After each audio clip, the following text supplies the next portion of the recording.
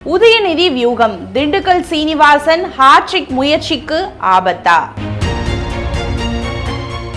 வயோதிகம் காரணமாக பல சமயங்களில் சொந்த கட்சி தலைமைக்கு எதிராகவே எக்குத்தப்பாக பேசி வைரல் ஆகுபவர் அதிமுக பொருளாளர் திண்டுக்கல் சீனிவாசன். திண்டுக்கல் தொகுதியில் கடந்த 2 தேர்தல்களாக தொடர் வெற்றியை பெற்று வரும் இவர் இம்முறை ஹாட்ரிக் வெற்றிக்காக காத்திருக்கிறார்.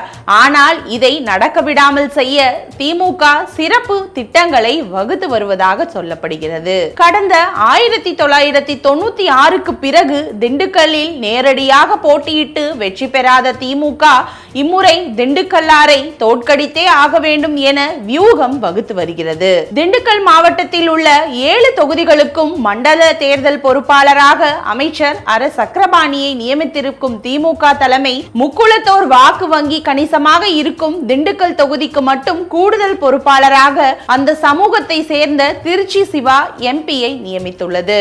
இதற்கு காரணமே இம்முறை எப்படியாவது திண்டுக்கல் சீனிவாசனிடம் இருந்து கைப்பற்ற வேண்டும் என்பதுதான் என்கிறார்கள்.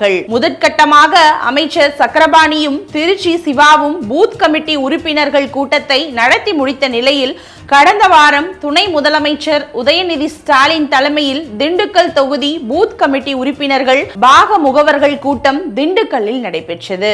அப்போது கட்சி உறுப்பினர்களுடன் உரையாடிய உதயநிதி ஸ்டாலின் மாவட்ட தலைநகரான திண்டுக்கல் தொகுதியை இம்முறை எப்படியாவது வென்றெடுக்க வேண்டும் என உறுதிபட தெரிவித்துள்ளார். அத்துடன் எப்படியாவது வென்றே ஆக வேண்டும் என்பதற்காக திண்டுக்கல் தொகுதியில் இளைஞர் அணியை சேர்ந்த இளைஞர் ஒருவரை வேட்பாளராக நிறுத்த கட்சி தலைமையை வலியுறுத்துவேன் என்றும் சொல்லி இருக்கிறார். உதயநிதி சொல்லி இருப்பதை வைத்து பார்த்தால் இம்முறை திண்டுக்கல்லை வழக்கம் போல மார்க்சிஸ்ட் கம்யூனிஸ்ட் கட்சிக்கு திமுக தரப்போவதில்லை என்பதும் இளைஞர் அணியை சேர்ந்த ஒருவருக்கு சான்ஸ் கிடைக்கலாம் என்பதும் அரசல் பொரசலாக தெரிகிறது. திமுகவின் வியூகங்களுக்கும் உதயநிதியின் புது உத்தரவாதமும் திண்டுக்கல் சீனிவாசனின் ஹாட்ரிக் வெற்றி இலக்கை தடுக்குமா என்பது போக போக தெரியும்.